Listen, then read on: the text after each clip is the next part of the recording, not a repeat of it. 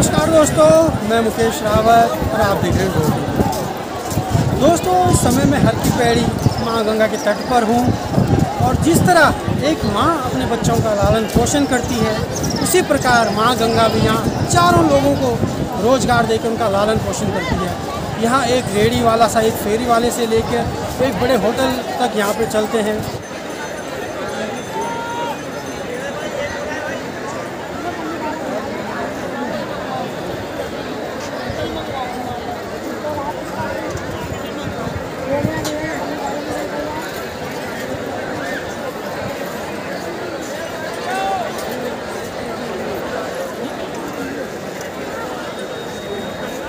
मेरा नाम अरविंद पांडे है। और कब से यहाँ पे? यहाँ 8-10 साल से हैं। 8 साल से जी। अच्छा, तो यहाँ पे बेसिकली कहाँ से लोग आते हैं? पूरा वर्ल्ड के लोग आते हैं, पूरी दुनिया से आते हैं, बाहर पूरी दुनिया से आते हैं। यहाँ पे क्या क्या करते हो आप यहाँ पे? यहाँ पे कर्मकांड होता है, पिंडदान होता है पितरों के नाम से, और अस्थि प्रवाह होते हैं। पंचतत्व शरीर जो विलीन होते हैं वहाँ पे आके गंगा माता के चरणों में प्रवाहित होते हैं उनके। और रहने वाले कहाँ के आप? मैं तो ऐसे बिहार से हूँ, पटना से। जी। और यहीं पे अपना करते हो आप? जी जी। तो आपको क्या लगता है कि आजकल देखिए यहाँ पे जो इतना चलाया जा रहा है केंद्र सरकार द्वारा गंगा सफाई का, लेकिन वो हो नहीं पा रहा है उतना, उसका कारण क्या समझते हैं आप? ऐसा तो है, कोशिश तो है, सफाई तो होता ही है, लेकिन जो है जिनको पता नहीं है, बाहर से लोग आते हैं जो पूजा का सामग्री गंगा जी में डालते हैं, हम लोग रोक लगाते हैं इस पर, और काम चल रहा है इसका। सफाई का तो है बेहतर, सफाई होता ही है।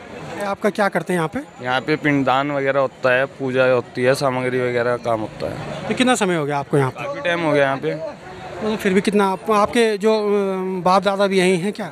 मतलब पुरखों का काम है? हाँ जी, पुरखों का काम है।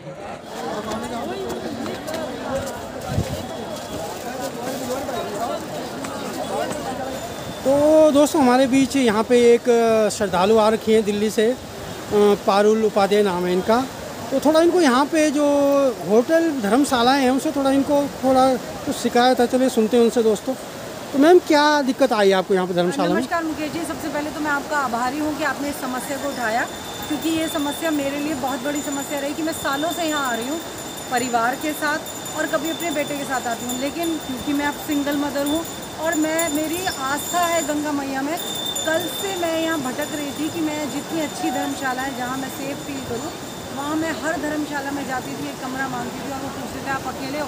मैं उनको बोलती थी हाँ अकेले हैं, तो वो मुझे मुंह पर नकार दिया उन्होंने कि नहीं, आपको ये धर्मशाला नहीं मिलेगी, यहाँ सिर्फ परिवार वालों को दी जाती है। जबकि मेरे पास सारे डॉक्यूमेंट्स थे, जितना उनका किराया था वो सब किराया मैं देने को तैयार थी, लेकिन समस्या हर बार यही आई कि वहाँ मुझे धर्मशाला नहीं मिली।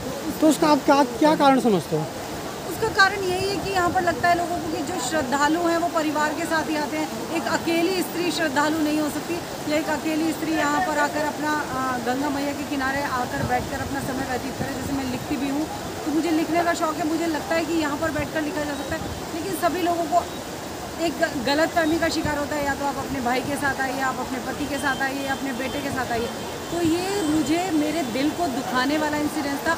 और मैं ये एक धर्मशाला की बात नहीं कर रही हूँ, यहाँ हर दूसरी, हर की पैड़ी पर ही जो धर्मशाला है वो भी मैं आपको दिखाऊंगी, और जो पैड़ी से उतर के हर की पैड़ी वाला जो मार्ग है उस पर जितनी धर्मशालाएँ हैं उनमें से किसी में भी मुझे रूम नहीं मिला, जबकि मेरे पास सारे डॉक्यूमेंट थे। उसके बाद मैंने होटल्स का ट्राई किया, तो जो होटल्स बहुत गंदे थे, जिनमें मुझे सेफ्टी ग्राउंड पर वो मुझे सही नहीं लग रहे थे, वहाँ मुझे वो औने पौने दाम में कि अगर वो 400 का है तो उसको 800-1000 में दे देंगे अकेले, वहाँ मुझे लगा कि मेरे सुरक्षा को खतरा है।